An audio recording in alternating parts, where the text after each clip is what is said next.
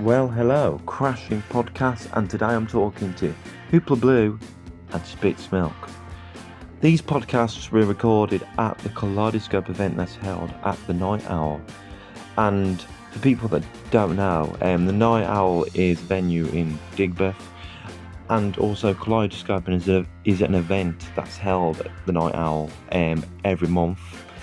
And it's a free event, and it always have the great upcoming bands playing there, and I had great interviews there so far. So I've decided to do a podcast dedicated to that event and just put all the bands that I interviewed at that event all in the same podcast. So and also it gets the editing stuff quick and done and dusted type thing. So I thought to just put these bands together and put the footage together from the Kaleidoscope event, and yeah. So Hoopla Blue are very psyche, very to be honest, have quite a chill sound to them. They had a remix album that came out that's remixed by other artists, which was absolutely great, and it was such a chill listen. But they have such a great vibe, very instrumental at times, and that. Absolutely love them, and they were so great to see live. And Spitz Milk, a bit of a change of vibe, very punky and in your face. I guess if you want to say an Idols vibe, and don't like comparing people to other bands, but if there was a vibe, I have to give it that vibe. And the frontman was great. And at the event, this was the first time the frontman actually fronted on stage, and yeah, it was great. It was such a great, energetic vibe at Kaleidoscope. A bit different, and yeah. So I'm going to get on with the podcast. Hope you all like it. Take care.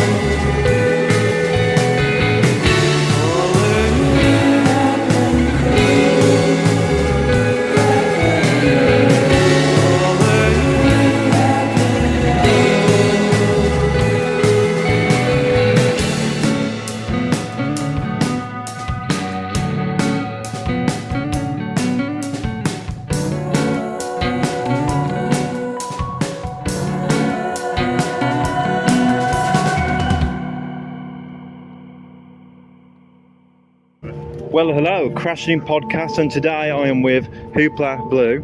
And do you all want to say hello? Hello. Hello. Hi. So, do you all want to say your name and what you play in the band? Stop.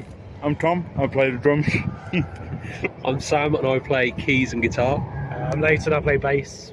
I'm Tom, I play guitar and sing vocals. I'm Adam. I do the same as Tom. Oh, cool. So, let's talk about the Kaleidoscope event tonight. So, have you played at Kaleidoscope before? Or is it the first time playing at the Kaleidoscope event? It's the first time for us. Cool. I played here in another band called Muse. Yeah. So this will be the first time for us. Nice. And have you ever played like Night Owl before? No, this will be last time. First time. When was last time we played in Digbeth? We've not played here in ages. We play at Mother Studio. Mother Studio. Oh, yes. Oh, the played Crossing. the Crossing at the Future Days Festival. So, what was your most recent gig before this? It's been a bit of a while because Thomas, who plays drums, had a knee injury. Oh, So that set us back for a little while. We played our friend's wedding a couple of months ago to kind of get ourselves back into it. So before that, it was last year, I think, that we played a show. Project Heron Hounds. Oh, nice. Yeah. Great venue, that. Was that about the time when that album, the remixed album of Replanted, came out? No, this was far after. Oh, really? We did that, released that during the end of the start of 2021. So Sort of a lockdown project. Cool. And that was remixes of the album that came out in 2020, Planted. So do you want to talk about the process of all that and why you went to done a remixed version of the album? I think, we're grateful that people wanted to do it and to get a lot of people that we're big fans of to do their version, including Tom, who's playing in Spit's Milk tonight. He did a remix on there. I don't know about a particular process with it. It's just another way of exploring whatever that project was to develop it further and give us something new to look back on. It was strangely quite serendipitous, lovely word, because we recorded the album back in 2018, and back then it had I think you said that it had a focus about home and being within your surroundings, and even the cover originally the idea was supposed to have an outline of a house, and then we ended up releasing it when everyone was stuck in their homes, and then release a remix album where everybody's done it at home as well. So it all just came together in a strange way. Would you say all the whole lockdowns and that was a bit of a benefit to the band, or was it? It wasn't a great idea to release the album. When was that? March 2020? That came out? April? Yeah, so it was 2 weeks after the lockdown got announced. So we couldn't tour it. We couldn't release it properly as we would have liked to. We had loads of plans that we had to shelve because of that. But things like the remix album were born from it. So it was a nice opportunity to do kind of artistically something we might not have been planning to. But it would have been nice to play it and tour it. I liked the remix of The Gnome. I thought that was a great remix, man. The Limpid. He had a bit of a. Do you know I think it's Underworld, Born Slipping or something like that. It had a bit of that vibe to it, and I like the whole album, the remix album, and the unremixed album. I like them both. They have a nice vibe. It's a bit chill, to be honest. It's a chill listen. It's like Sunday listening, to be honest. So, do you want to talk about anything upcoming with albums and stuff like that? We've recorded an album. I don't know about plans and releasing it. It's not as clear as it probably would have been landscape-wise 3 years ago with plans and shows and anything like that. But that's an exciting thing because it means it's all up in the air.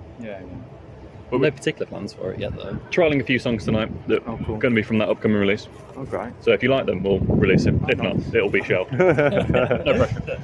So, would you say this album that you're doing, you're recording, is a bit different to what you've done in the past, or would you say it's similar? I think this one purposefully is more direct, and we wanted it to sound like our live sound. Again, I think maybe born from kind of lockdown and missing that live experience, and we wanted to recreate that with the sound of this album. We went away and recorded it in this little cottage studio set up in Wales, and stayed there for 2 weeks. Leighton is our producer, Nice. and he's crafted the whole album. We really like it. We think it sounds amazing. So yeah, looking forward to releasing it. Oh, cool. What would you say it's based on, like lyric-wise and stuff like that? Death. Oh, nice. Yeah, it's I Yeah. love that. Well, you can't beat songs about death, can you? No, it's one of the Holy Trinity, I think. Yeah. I don't know what the other two are. Maybe a little bit of escapism. Would you say it would have a bit of a, well, as you was on about death, would you say it would have a bit of a depressing sound, or? No, I think I'd say it's it's probably the most yeah. upbeat thing that we've done. Oh, cool. It's a bit like, well, Yeah, the 'cause Smiths. we, The Smiths talk about death, and then it's upbeat at the Yeah. same time. Like. We recorded our ton of writing process again was during lockdown, Yeah. and we were sending projects to each other. Like we all took it for a week and then passed it on, and purposefully we made pop edits of everything, and well, Leighton did. He created pop edits. So I think pop was a cornerstone of the production process. So yeah, tried to make things a bit slicker. Yeah. So like, let's talk about like the beginning of the band and stuff like that. So like, how did you all meet, and how long have you been together as a band? Tom and I met in school, and we started having guitar lessons together when we were 13. Yeah. Completed those, Oh, cool. and then just started writing songs together straight away. And yeah, this band sort of just evolved gradually over time from that. Yeah. We met Leighton, and that changed our life in 2012. Initially, Leighton recorded us for our first EP, and then he couldn't get enough, so he joined the band full-time, on full-time contract. And then a couple of years later, Thomas joined on drums, and then Sam after that. Nice. And then we felt complete. Oh, cool. Like with your sound, like, what was the music that we was listening to that kind of inspired the sound that you have with the band? I think it's varied massively. Yeah. There's, like Ad said, pop, a lot of guitar-based music. I think a lot of hip-hop, a lot of electronic music, personally. But I think it's all varied. I don't think... I can't think of a particular band or anything that we listen to when we've, cherry-picked anything. A good way of seeing what we're all influenced by is we've got a playlist that we all put into every Saturday and just share a song with each other. And it's like 12 hours long now, and it's the most random pile of music that you've ever seen. But everyone falls into kind of like their patterns. So like Tom will give everyone like experimental hip hop, and then Adam will like put in like a really adventurous like singer-songwriter stuff, a lot of things from the 70s as well, and then I'll put in horrible noise. And Tom's always got like some soul or jazz or funk or reggae or something like that. But like with music, like, who was it in your life that brought music, like, in your life, introduced it to you? I just remember my parents just cycling through the Beatles back catalogue endlessly as a kid. But yeah, there was no one really played music at home. Like, there were no instruments around. That was definitely something we just discovered. Well, I discovered when I started school. I don't remember your brother having a guitar. Yeah, I think that's why I started picking the guitar up. But no, but the same. My parents didn't play any instruments. My mum would always listen to the radio.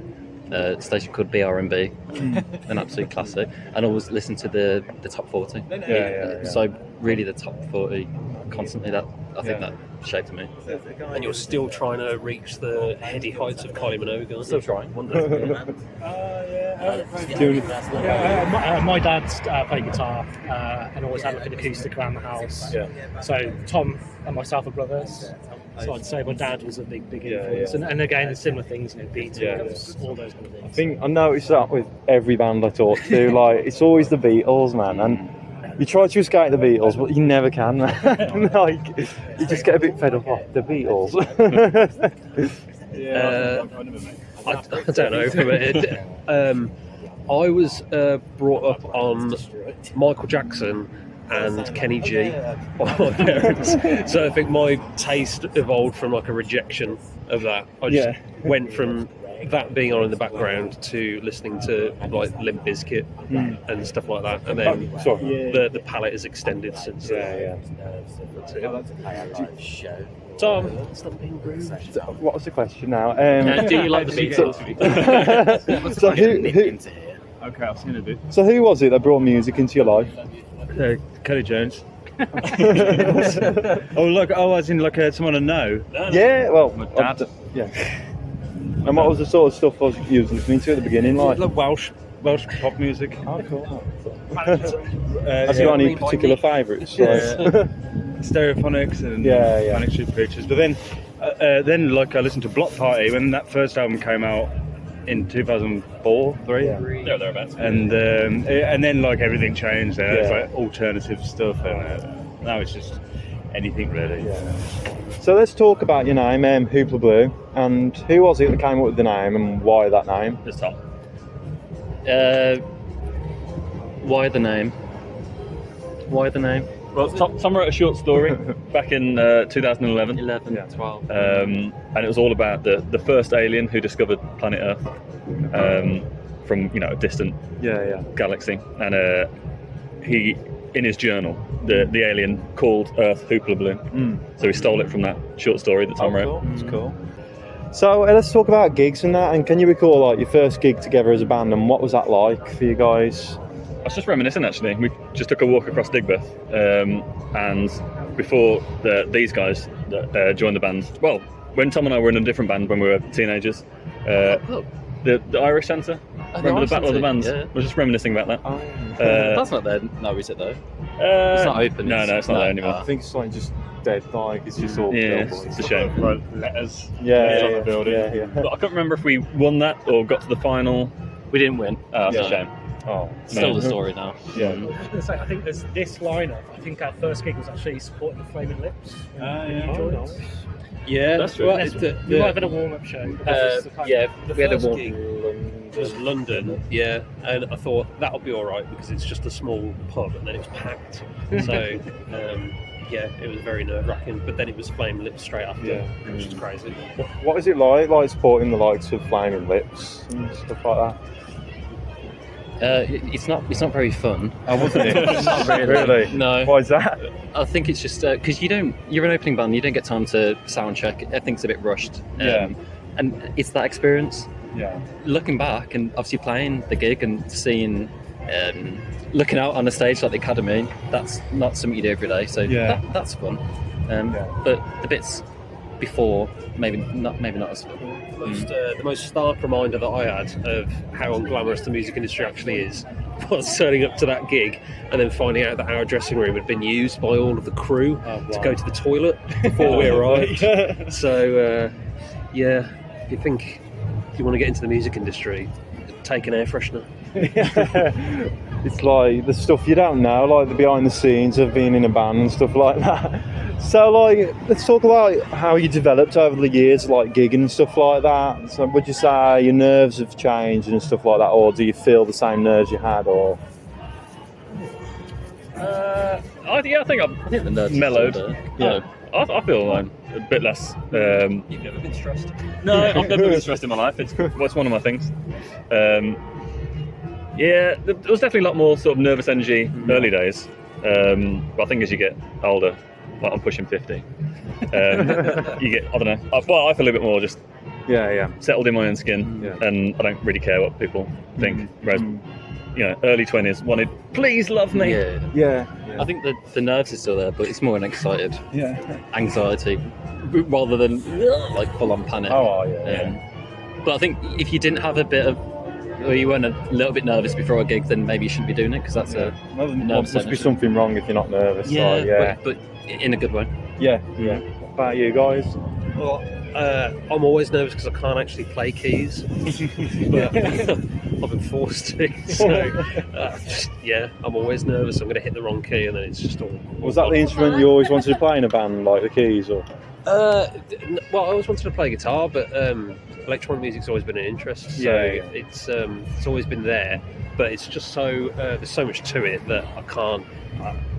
I just hit things and see what it sounds like. If it sounds right, carry on. Yeah, for me, just a bit of Dutch courage, I think. Yeah. That sees me through. The chaps will tell you. But, yeah, I think as I got older, less nerves, but definitely that nervous energy. For me, I don't think it's about age. It's more like if you've got a long run of shows, then I kind of get used to it. But if we play a show and we haven't played for like months on end, it's like, I find that I think you develop a fitness for it. Almost. I don't mind any of the playing live. It's the chatting on the mic that I can't tolerate. I think if I was in a band, I'd be a bit awkward at that because I'd be like, what the fuck am I supposed to say? Yeah. So I'll probably be like not talking, something like that. Like, but it's Sam's turn tonight to do the on-stage banter. Oh, cool. So look forward to that. Have you been practicing like? Well, I don't have a microphone, so it's just bellow, it'll be fun. Screaming.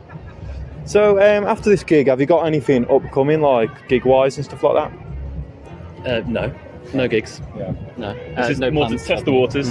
See if Tom's knee holds out. Yeah. Oh. Yeah. So is it just like all recording process and stuff like that? Like that's the plans, like with the band, like. Then. Yeah, and seeing what we can do with that and what we want to do with it. Oh, cool. There's no rush and there's no particular deadline as such, so we can have a little bit of a play around. So last question of the podcast, have you got anything inspiring to say to the listeners for like whether they're going to like form a band or just in general? Don't overthink shit. Yeah, that's a good one. Any you want to add to that? Do exactly what you want when you want to. Yeah, just do it for the art. Don't worry about money or anything. The industry's pretty shit, really. You know. So just do it for yourself. Yeah, man. Be selfish. We're on our own label. Have you got anything like?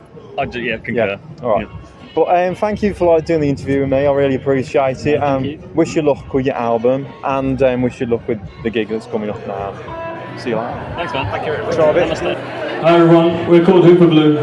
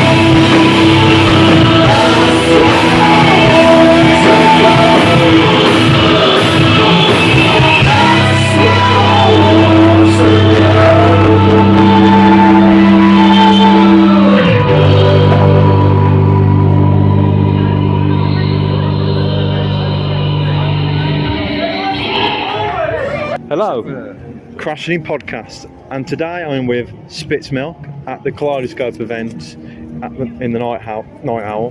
Do you want to say hello?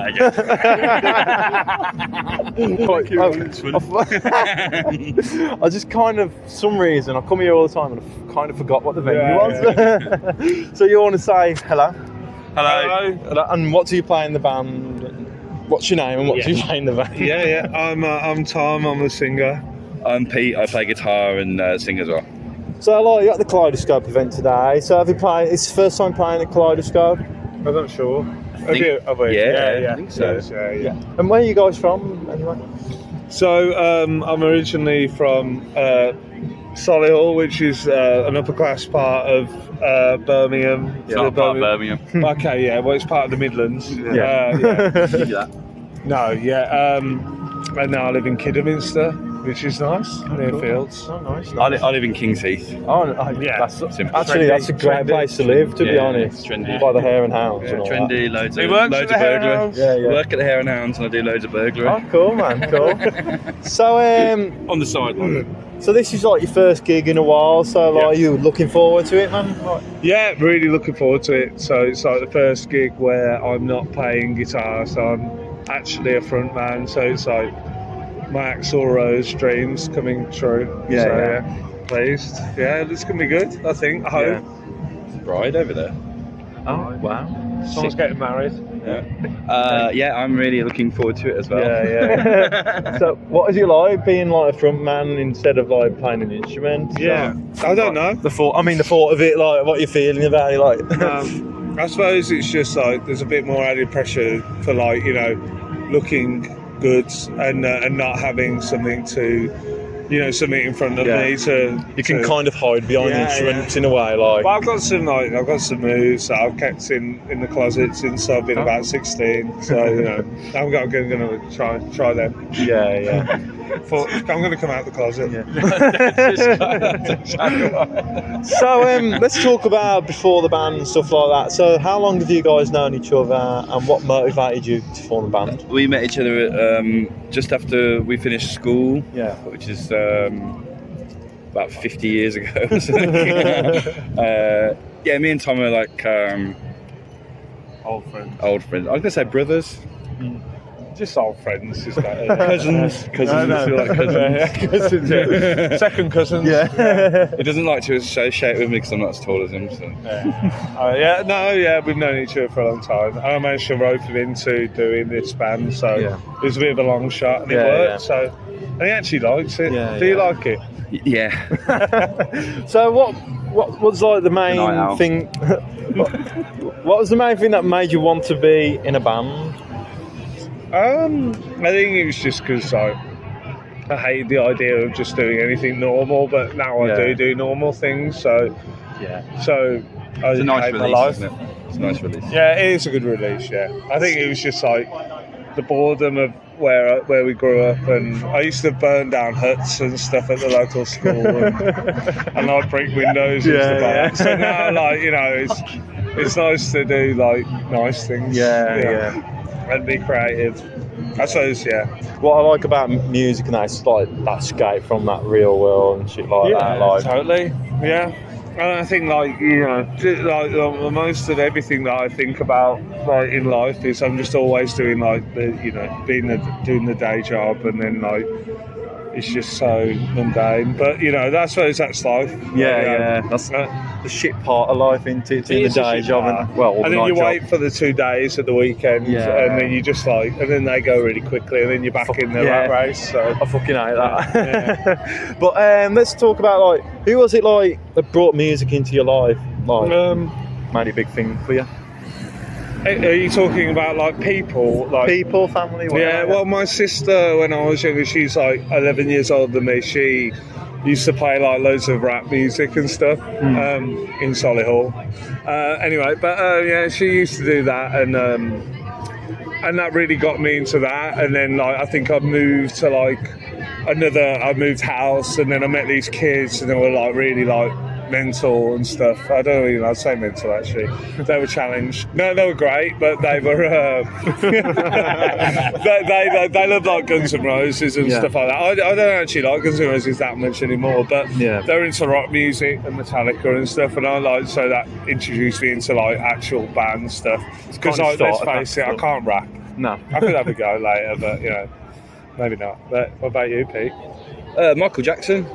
I had that one with the last band. In person. And you're a bit like him now as well. I'm a bit like if for the listeners at home, I look like one of those kids that, you know, is jaded by Jackson kind of thing. I've got that vibe about me. Kind of dressed up as Jackson with a glove and shit like that. No. Oh no. Oh really? Yeah. So, like, would you say the music? I'm still the kid. Would you say the music in the past, like, kind of gets involved with the stuff you play now? Do you know about Michael Jackson? We like old indie and old American indie and like hardcore and metal and stuff. So it's like it's a nice sort of thing to be a mix of those things rather than just be like, you know, a lot of bands that we know are just like hardcore or metal or indie or punk, and we're all and none. Because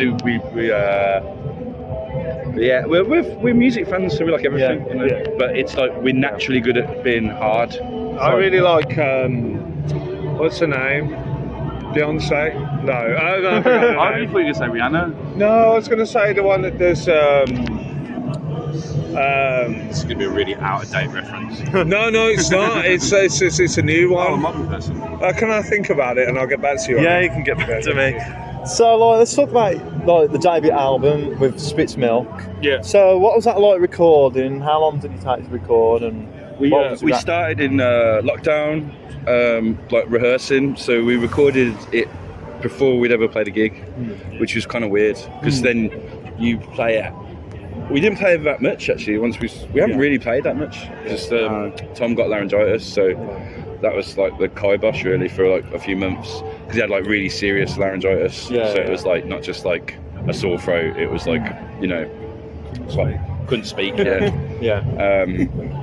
we're regretting it now. What was I about? So we recorded it, and then you go and you start playing gigs, and it's like, we're way better than the record. So then we were like, did another record, barely played that live, and recorded again. And now we're playing live. It's kind of mad because usually bands like they start off playing live, then it's the album.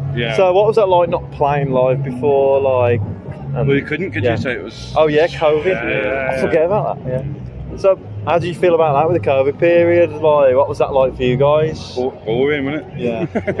I don't know. I think it was good for like, if you are like trying to write stuff, you got. I had like I was on furlough for a while, so I did spend like a bit of time to get the ideas for the songs. But I don't know. Before that, I'd never even thought about doing a band where I actually sing, and you'll realise that later when you hear it. But I'll have to find a joke. But let's talk about the name Spitz Milk. So, like, when did that come about and why that name? This is mine, isn't it? We were called Weed Widow originally, which is a good name. It is good, isn't it? Probably better. But it was a bit like because we have like very light elements of doom. And it was a bit like if you're called Weed Widow, you've got to be a doom, full-on doom band. So we're not that. But Spitz Milk is Milk Spit originally. That's what we came at. You said, what about like Milk Spit? We were thinking. I said like the idea of like having milk in the name. Hang on. No, it's true. It's true. Bring the mic back over here. Spitz Milk is the bit in the Wonder Years. That's why our profile picture. This is not. Our profile picture. You know who that? Do you know who the kid is in our profile picture? He doesn't even know. It's his band. I thought that was you. So who was it? I was texting the chat. Who knows? Oh, who knows? I don't know. It might be Bruce. Anyway, back to me. The Spitz Milk is the bit in Wonder Years whenever it's like the daughter who's like the hippie says like, I'm going to like Woodstock or something. The older brother goes like, what? And he spits his milk. Really? Okay. That's what it is. I've got a different version of that, but it's not interesting. Pretend you didn't hear that. Yeah. To your side of it, or My side of it was we were chatting online, and then he said online. On the line. And I said something about milk. I like to have milk in the title. And he went, what about Milk Spit? And I went, no, I don't know. And then we checked it, and then someone was called Milk Spit. So he said, what about Spit Milk? He did come up with that. And I said, what about Spitz Milk? Like it was the idea of someone spits milk. But I liked Milk Spit as well though, because there was a kid I went to school with and he used to spit like in his own house. Like he'd spit like chocolate, like spit on his floor. That's not very nice. it's got a punky aspect to the name and that. I think that was it. We did want it to be like a bit of a nasty name. So I like the old name, but I do like Spitz Milk. It looks good on a t-shirt. If I came to see us and we're called Weed Widow, I'd be disappointed. They were a bit, limp. No one's got long hair. I feel like with Spitz Milk, it's a bit more in your face as well, a bit of more of like a punch in the face type thing, like. With spit in the face. Well, spit. Yeah. We're spitting in your milk. I might have to put my trousers on. I'm really cold. Not now. You won't get up there, kid. Don't worry about it. Sorry about that. But let's talk about like the artwork for the album and stuff like that. I like the artwork, and it has a punk element to that as well. So who does the artwork? We got Matt Littler, isn't it? Yeah, it's a guy in London who we hooked up with before in the past in the previous bands and just at parties and stuff. We got to parties, And can I do that? Is that like a? Can I just say that for you? So. I was saying maybe I knew the kind of work he did, kind of like collage stuff, and and I sent him what I wanted, which was originally, Miami Beach, the guys, the muscle men on rollerblades, and I said that with those what are those things called that you have that are on your VR. Yeah, it's like virtual reality things. So Oculus Rift, Oculus Rift. That's in the artwork. Yeah. And but then he did like loads of his other stuff, and I was like, he did the one with the girl licking the ice cream cone or whatever it is. I can't remember what the artwork is. I couldn't remember. And then I was like, actually, that is probably the best. So we used the other bits in the other. But yeah. So that's where it came from. It was really good. Are you able to get the album on CD or anything like that? Yeah. You are. Yeah, it's just on CD, and it's on Bandcamp and Spotify. Bandcamp, preferably if you want to pay some money for it. But Spotify's free. If you didn't know that, iTunes and all that, all the big streaming services. The record label did it. Well, just stays on Bandcamp, and people only go on Bandcamp. Yeah, it's only on Bandcamp. It's just on Bandcamp, and it's about 20 quid. Now. But now let's talk about like upcoming albums and stuff like that. Like you said earlier that you're in the works of an album, so you want to talk a bit about that? Yeah, so we originally like wrote. We had it. We didn't have a bass player. I played guitar badly, doing like the octave, the deeper stuff. It was kind of imitating a bass, and then we kind of like listened to it, and it sounded good, but we were kind of like, it might need a bass, and then we knew a guy, so we got the guy, and then so we is that all Neil gets? Yeah, we knew a guy, so we got the guy. So our new bass player is Neil from a band called Stinky Whistle Tea. He played in Opium Lord as well with Bruce. He's probably the most technically proficient member of the band, and he's really good. But he likes us because it's more fun than what he normally would do, which is techie. You say? Yeah. Is that what you call it, or mathy? I don't know. Yeah, it's like technical stuff. He's like very good technically. So basically, he's putting. We're doing recording this weekend, and he's got to put his bass parts down, and then we got the vocals, we got everything else. So hopefully it'll be out this year, but maybe next year. I don't know. We'll see what happens. Would you say the sound's completely different to like your first album? Don't really know yet. No, so far, I'd say the songs are a bit more complete sounding than the first album, but overall, it's still pretty. It's less lo-fi. It's less lo-fi. It's a bit more produced. In your face. In your face. Maybe. So, what would your plans be like after release of the album? Would you want to do gigs and shit like that? What's that? Sorry. What would your plans be like after the release of the album? Like, would you be planning on doing gigs and stuff like that? Yeah, we'll try and tour and the normal thing. I don't know. We want to make a video, I think. A few videos, Yeah, music video, like. Yeah. A lot of talk. Any thoughts on like what you're going to do with that, or is that top secret? Top secret. All right, nice.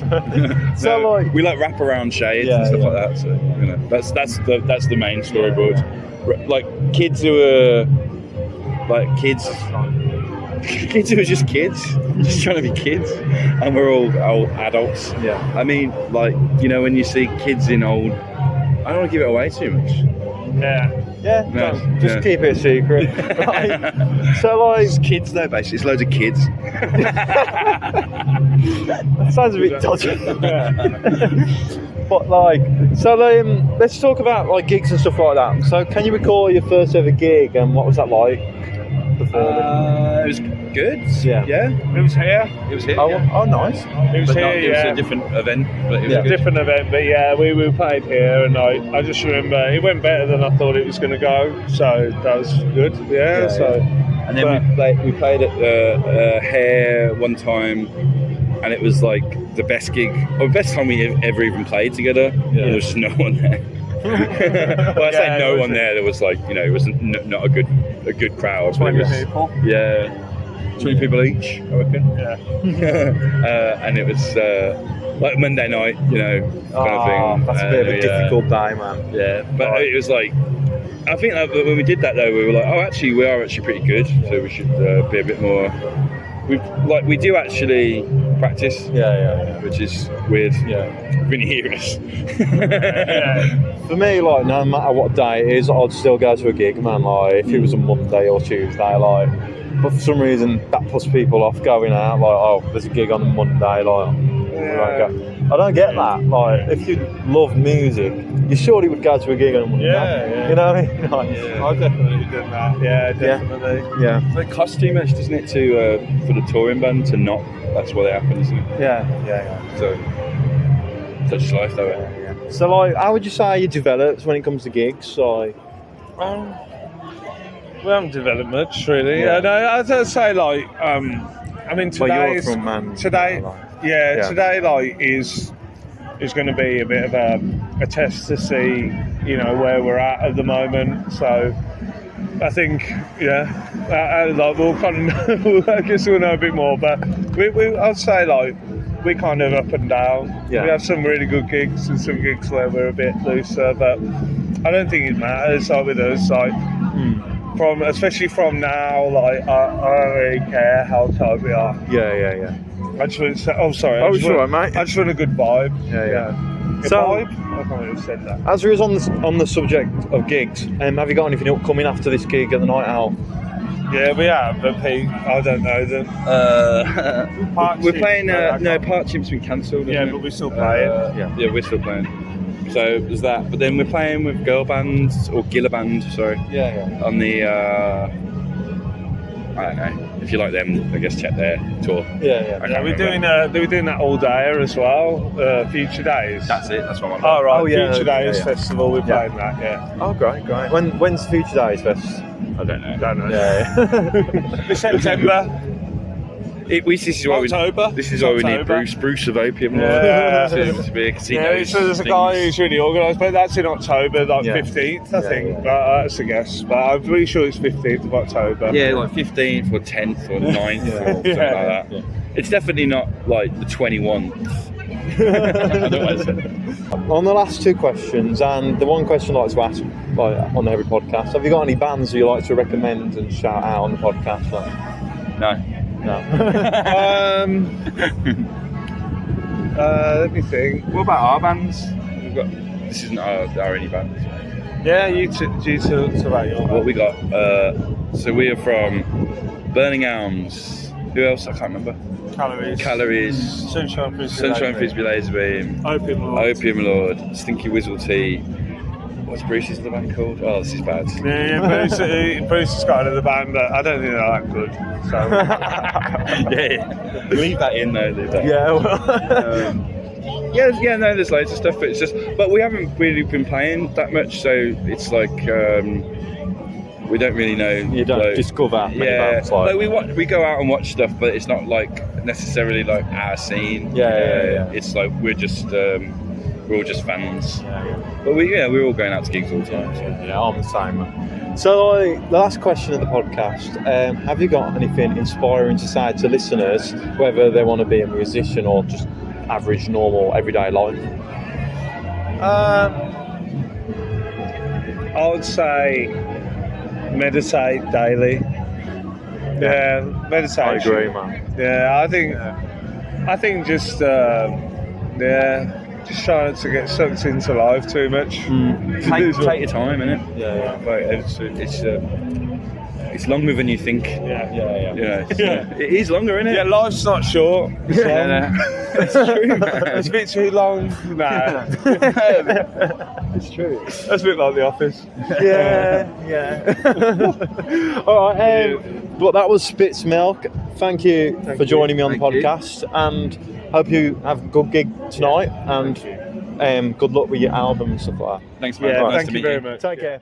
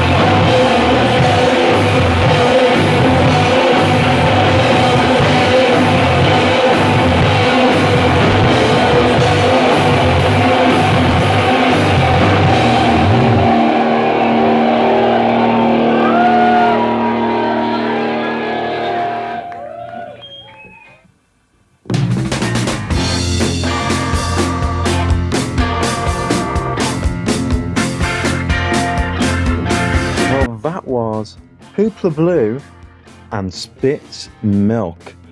Brilliant interviews and 2 brilliant bands. Please check out their Spotify and buy the music and all that. They told you about where you can find the music. Bandcamp, Spotify, and all the basic stuff. So go check them out. We're on socials. Hoopla Blue, we're on Instagram, Facebook, I guess Twitter. And same with Spitz Milk, they're on Instagram and Facebook. I can't really say if they've got Twitter, but these bands got Twitter because I haven't got Twitter anymore, kind of gave up with Twitter. But yeah, please support them as much as you can. And also support the Kaleidoscope event that's happening every month. Free entertainment as well, like for you people in Birmingham. It's just brilliant. And I always say like Kaleidoscope has like the best lineup of bands like every month. Like there's always good bands on, they're all equally brilliant. And yeah, I just think it's one of my favourite events that are going on at the moment. Well, monthly events. It's just, I'm just loving it, and I've only been going to it for like a few months now. I think it was probably around the start of the year, and I only missed one since the first time I started going to Kaleidoscope. I can't get enough of it. I like look forward to every gig, and yeah, please people, support it as much as you can. It's brilliant. And also please subscribe to Crashing In Podcast. I'm forever doing interviews, got some brilliant bands coming up. There's something for everyone. And yeah, thank you for listening everyone. The next podcast will be with the Humdrum Express, and it's going to be based on the event that I put together at Stay Loose Records last week. So stay tuned for that. So thank you for listening today. Please like, subscribe and all that jazz. Take care for now and see you soon.